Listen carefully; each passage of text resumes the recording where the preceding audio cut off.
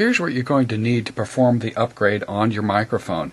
These are the parts supplied with the kit. Already cut out is your foam insert, and the back piece that's going to go into the little cup with the weights. Your two capacitor assemblies, one is the red one and one is the blue one. Remember that if you are in a mobile environment, you're going to want to use the red capacitor assembly. If you're at a home environment all the time, use the blue, which is going to boost you another 15% in audio output. Your microphone element itself, the little silk pop screen here, and the foam, part of the same assembly. You're going to need some weight in the matter of some BBs here, some shot from a shotgun type BBs, or a lead weight from a sinker, and small screwdrivers, Phillips. The very small doesn't have to be a Phillips. A blade cutting type of thing, we call it X-Acto, and Phillips screwdriver, cutters, and a little bit of adhesive. This can be instant glue, it can be a white adhesive that will adhere to plastic, which is what I'm using, a 3M product, and a soldering gun, solder, and a hot glue gun. Any type will work. So let's get started. First, we're going to disassemble the microphone by taking two screws out, which are located at the back of the microphone base.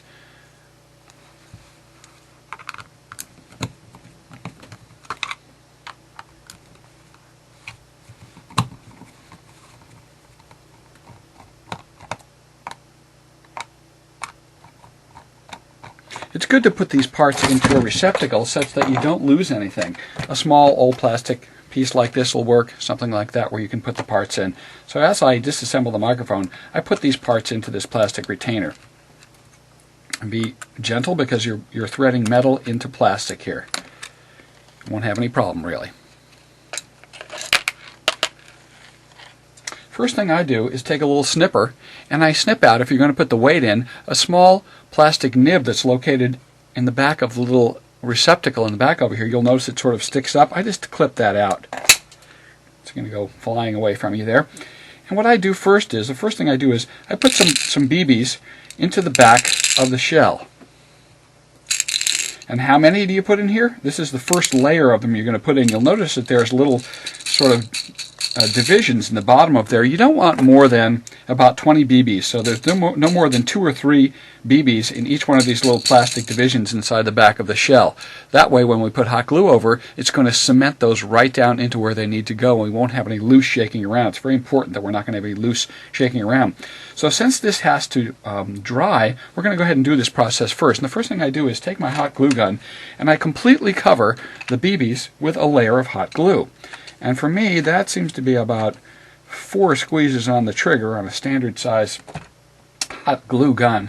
And that completely covers the BBs really, really well. Then what I do is I take my weight, you can be using any kind of weight here, and I go ahead and fill it up to the top. But I do not go all the way to the top. I want to be sure that there's plenty of clearance underneath the top of the shell here. We don't want to go all the way to the top. So when we get pretty close up there, we stop and be sure if there's any extras, take a few out rather than have too many, because we want to be sure that this never comes to the very top of the back of the shell. And I'll tell you why in a moment. At this point, we're going to add some hot glue, and I usually add it right around the center, about 2 good squirts right in the center, and then go ahead and put your cover piece right over the top. When you do this, then I go ahead and press down. I use some other pieces of foam that you don't mind getting dirty, and I put them on top, and I give it a good press down with both fingers like so. Really give it a good pressure, and this pressure seats the glue around the BBs into the back of the shell. At that point, you're going to have some stringy pieces of hot glue coming off. You just wipe off any pieces of hot glue blobs you see over there, and then I use a little screwdriver to push in the edges of this. Be sure that nothing is sticking up so that it nicely conforms into the center of the shape. And this little hollowed out piece in the back is just perfect for this, adding this weight to this microphone. As soon as we get it like that, then we just want to use our finger and sort of seat it while it's nice and warm still, and be sure that this indentation on the edge here is clear, that it does not, you don't have any buildup or pieces coming over the edge. There's a little indentation in the corner of the plastic here. Be sure that it doesn't have any blobs of glue in it, and that all the way around, it doesn't come up to the edge. Most importantly, that it does not come up to the top here in the center, because there's the main chip of the circuit board goes right there. So be sure you've got a little bit of clearance. We're talking a 1/16 of an inch is fine, 1/8 of an inch is fine. just be sure it's pushed down all around. If you've got too much in there, immediately take that foam off, scrape out some of those BBs right away, and then reseat it with a little bit of glue. You may have glue around the edges. Just clean it off, scrape it off with your fingers, keep it clean like that, and voila, we're in good shape. Now here's the foam insert piece. I've marked it with the capacitor symbol over here, and that gets inserted into the shell like so, such that the capacitor cutout is over here. Here's where our PTT slice is right here, and the capacitor cutout's in the back over here, because that's where the cap's going to be when you reseat the microphone. Now I'm going to go ahead and set this over here to cool off for a while and just gel. And I'm going to take first off this PTT switch over here, which is just sitting loose, and I pick it up by the tab in the back and remove it and set it in our parts bin over here, in our plastic parts bin. And then I'm going to take off, do not lose this little rubber nib over here that extends the PTT switch onto the micro switch, and put that into our thing. Put that away. It seats back the same way. And I'm going to take my small screwdriver, a number 1 Phillips, and I'm going to remove the 3 screws in the circuit board over here. Let's take a look at those. There's just 3 screws holding the entire circuit board. And these are going to be the one in the back, all the way to the back here by the connector, and 2 up in the front over here. Here, and you'll see them quite easily, and here, Phillips head screws. So, nice and cleanly, take these out of here. A magnetic tip screwdriver really helps because it picks them out for you and you don't have to hold them, and put them into your parts collector. Be very careful that you don't slip and push that screwdriver tip onto the circuit board and knock anything out. Sometimes they'll fall away, no problem. Just very cleanly. You can use 2 hands to guide them right on so you don't slip. These jeweler screwdrivers are nice because they you can hold them securely. Take it out, put it in your parts holder. Now here, watch what I'm doing. Pull the circuit board out by giving a gentle push to the PTT hole tab over here. You see where this is? Where that rubber nib came? Push it away from the center of the microphone and lift up the circuit board by grabbing the connector in the back and rotating it back towards yourself. So the same motion I'm doing here is pushing this out a little bit. It makes the switch clear the hole, and rotating and lifting the back of the board like so. And it'll just all of a sudden it comes free of the PTT switch area and then pulls out like so. And we can split these 2 now. Now the first thing I do is I put the circuit board aside for a moment in a safe place, and I take this piece here that has the rubber membrane, touchtone memory, although we don't have touchstones, and I pick it out by grabbing the back left of it over here, just rolling it up a little bit and grabbing it with my finger and my thumb and pulling it up like this and pulling it out. Quite straightforward. Now it'll help if you have a jeweler's loop or something to get close, but you don't really need to. What I do is then, we're going to have to open up the hole where the microphone goes because our new microphone element is quite a bit larger. I'm going to fold it over right in the center like this, so it pushes up this area so we can get at this. And then I'm going to take my razor blade, a single-edged razor blade, and actually cut the top of that off. It's got a very small hole right now. What we want to do is remove the first 1/8 of an inch. And if you look very closely, you can see that the color of it changes halfway down.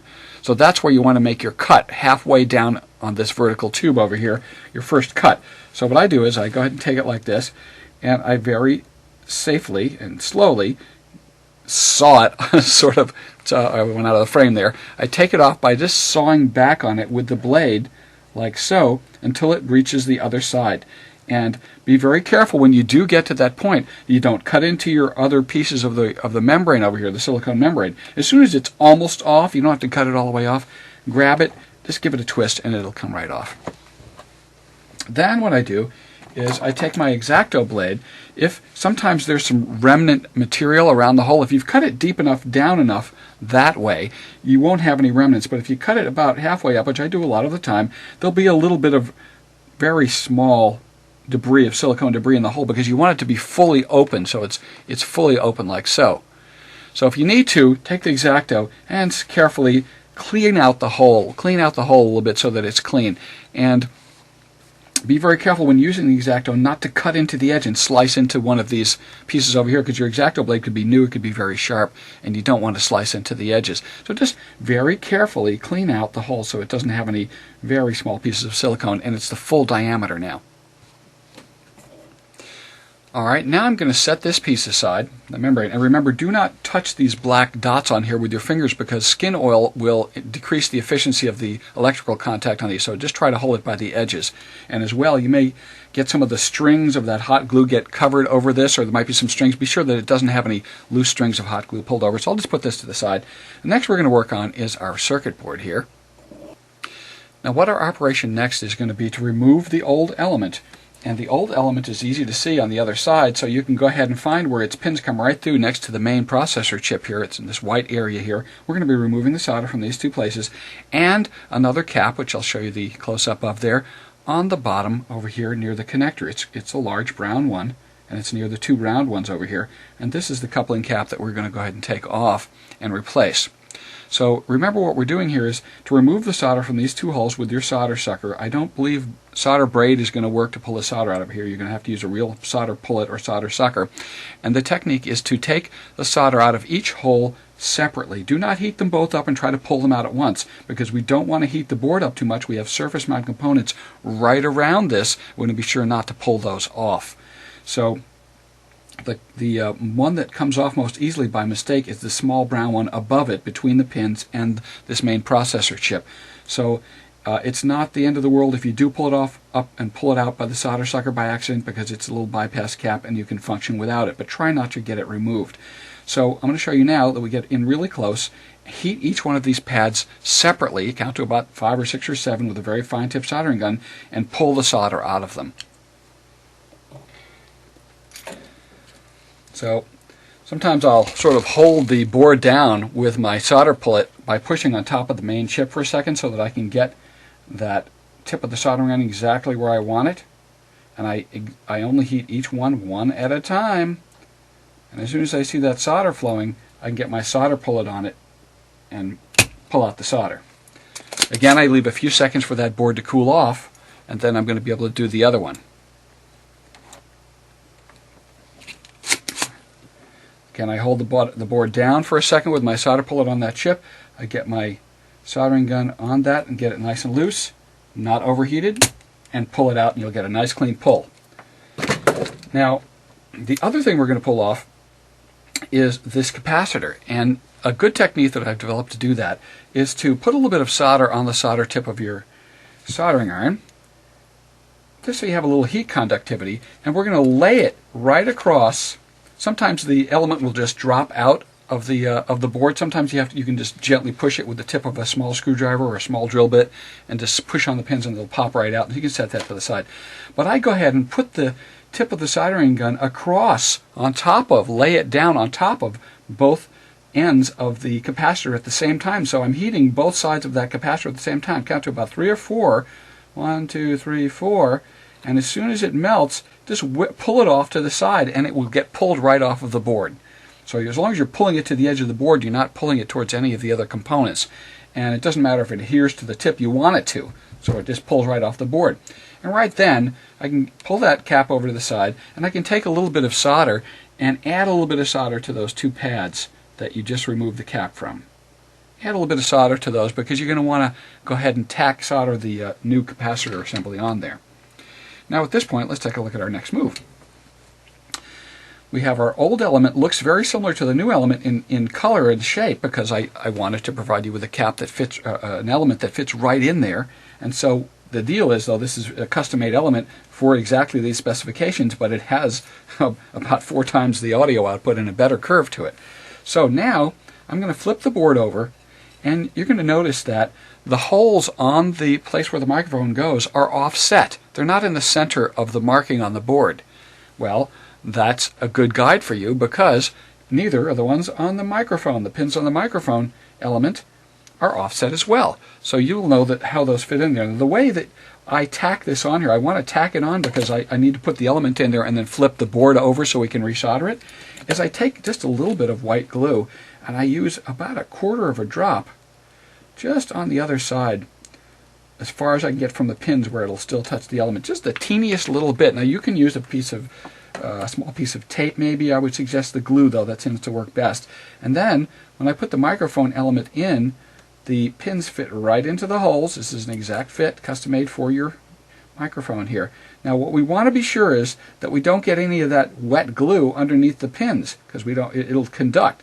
So I'm going to go ahead and push the new element in it. It fits exactly into the hole, and that little white drop of glue is holding it on there just barely, so that if I go like this, boom, and rotate it quickly, it will stay in place without falling out. You can hold it in with your finger without using the glue. The caveat here is that if you do use too much glue and it was to squeeze underneath the pins and put a little bit of wetness and conductivity onto the pins, you will hear a little bit of noise on the microphone element. You don't want that. It would dry out and that noise will go away, but it's best not to get any glue under there. Now what I'm going to do with a very clean, thin, low soldering, power soldering gun is to put it across each pin one at a time and flow the solder back onto it and let it go. You do not want to overheat that board. So I'm going to go ahead and do it, very gingerly and quickly. And I'll do the second one. Now, what you have to watch out for here is that the blobs go together. If you put too much solder, they will blob together on the pins, and it'll, of course, short it out. You don't want that. So you can reheat both pins at once at this point, and solder suck it off, pull off the solder. Okay? Keep that tip nice and clean. Now, we did a good job on that. Remember I said you can use the assembly over here if you are going to use this in a mobile. This will cut down the audio just very slightly. It'll still give you a giant boost over what you had, but it just brings it down a hair so that you get a little more control when you're down at about 20-25% mic level. If you're going to only use it in the house, I suggest using just the capacitor.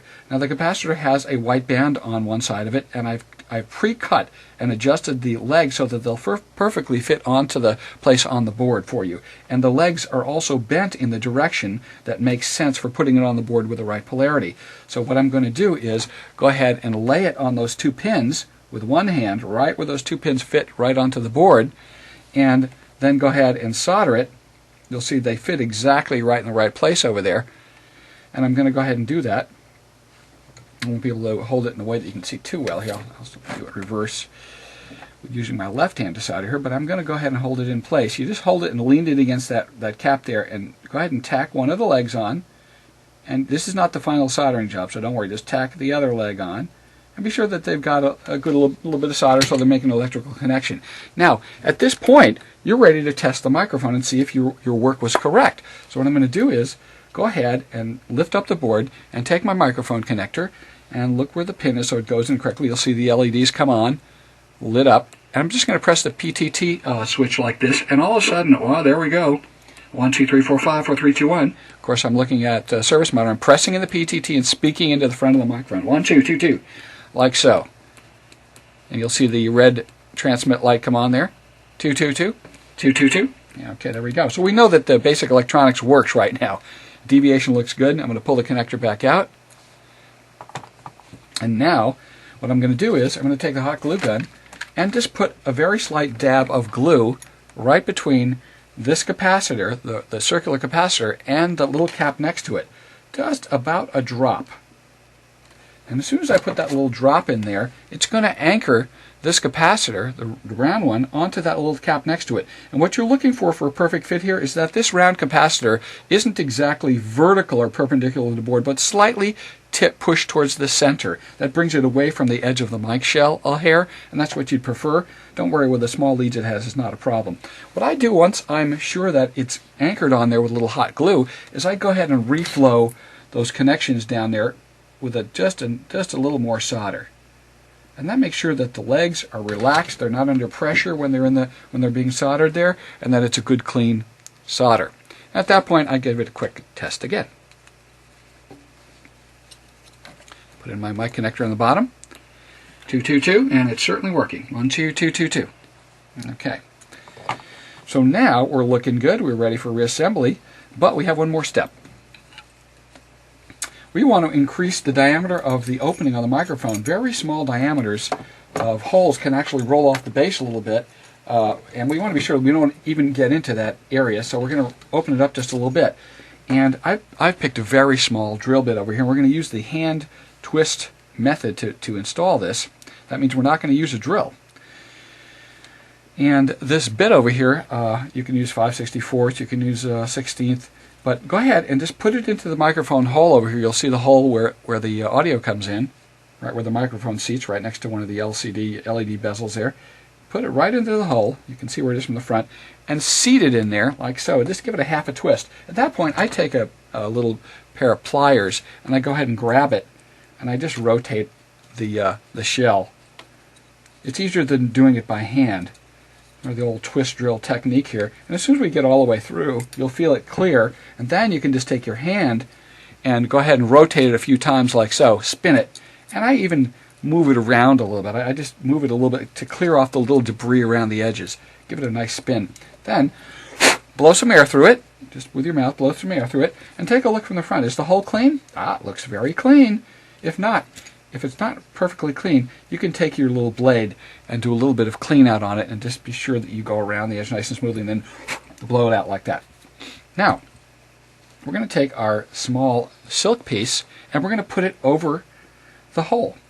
And I'm going to use a very small tip flat blade screwdriver just to position the little rectangle. I've given you 2 of these and 2 of the foams in case you mess up the first one. It's a little delicate operation. So you just sort of gingerly place it into place over there.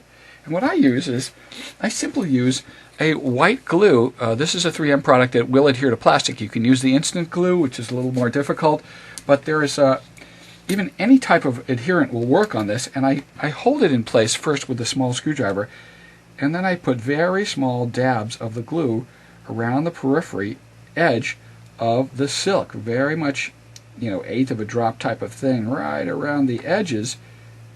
And then what I do is, I go ahead and spread the glue out with the screwdriver tip just a little bit, so that the edges of the silk, all around the edges of the silk, hit the plastic.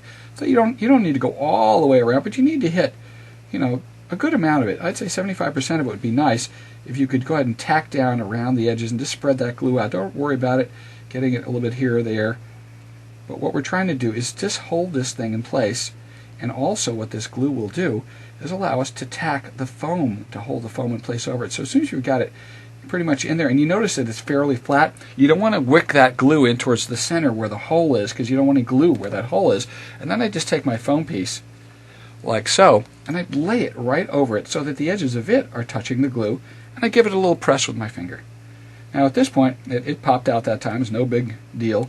Push it back in there. At this point, you set this aside and let it dry. And you don't have to let it dry completely, but you need to let it dry to the point where it's going to hold itself in place when you reassemble it. Realize once we have the microphone element and the board pushing against that, it's going to hold it in place anyway. So we're just trying to get a little bit of an adherence there. And we'll just, through the magic of video, we'll just wait a minute here. All right, we've let it dry.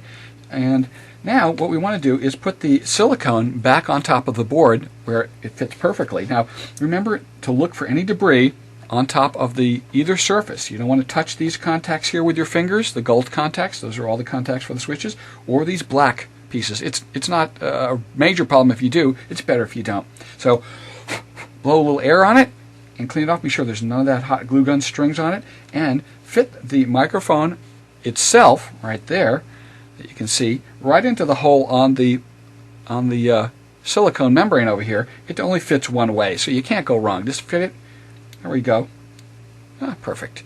Now we're going to take the shell itself, and you can see the way the orientation is pretty darn easily, because the connector for the microphone connector is on the bottom of the board. It's got to go into this slot over here. So very simply, you're just going to fit it back in here, and the PTT switch is right by this tab that we pushed to get it out.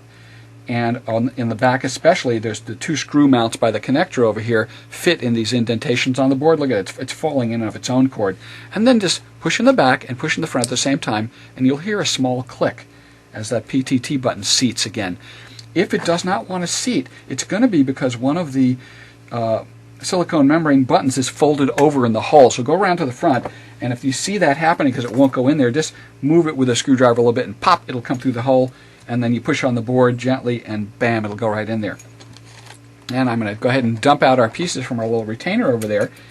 And the first thing you do, of course, is take the very small screws and get them on the head of your screwdriver and put them back into the holes. 1, 2, and 3.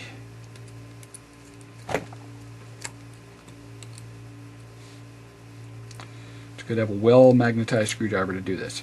Be careful because you don't want that screwdriver to slip and go ahead and hit any of the pieces on the board. Next thing you do is to take your rubber nib over here, which you didn't lose because you were very careful with it, and fit it right over the cap, right over this piece on the side, and then fit the front of the PTT switch in first, right over here. Fit it in first, then it'll go like that, and then the back little axle goes into its hole. Voila! Then, fitting this piece back on, the shell piece has to be done exactly this way. The top has a small clip in it over here, and this clip fits into the front of the shell of the microphone over here. So you have to go from front to back. What we're going to do is put the front clip down first, so you'll feel it catching in the front, and then just go ahead and push the back of the microphone down, like so. When you do, you'll see that it just goes right together fine. And if you've done anything wrong, it won't seat correctly. You'll know right away. And there should be just a hair of pressure at the end because we're pushing the foam against the board to deaden the resonances of the circuit board and the back of the microphone shell so we don't have that hollow sound. And now, your two screws go back here and simply screw them back in. Again, you might find a little bit of those strings of hot glue around. You can use other types of glue, but the hot glue works really well to pot that stuff into the back of the shell. Now take a look around. Be sure that you're good and clean. There's no strings around it. The hole is clear. There might be a little bit of debris in the microphone hole. You can clear it out. You've got your white pop screen here to indicate that you now have upgraded your microphone, and you feel that nice little weight to it. That feels really great. Then you do your final quality control. Plug it back in. And key that mic, 1, 2, 3, 4, 5. Oh, I'm out of the screen there, but we got lots of audio. And I do also finally check, be sure that your buttons are still working and everything is working on your keypad. And there you go. You've successfully upgraded your HM151A microphone, and now you're going to have plenty of good quality audio to drive the IC7000.